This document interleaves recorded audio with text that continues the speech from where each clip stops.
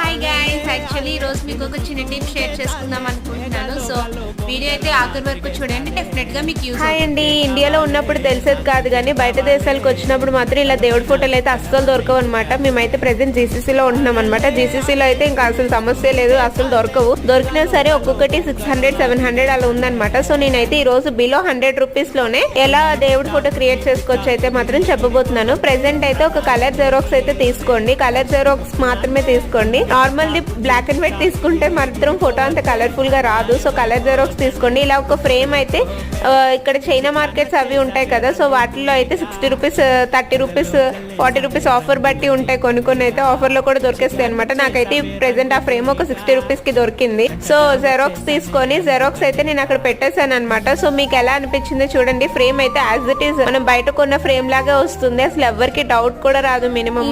మీకు నచ్చిందంటే కన్ఫర్మ్ గా నా వీడియోని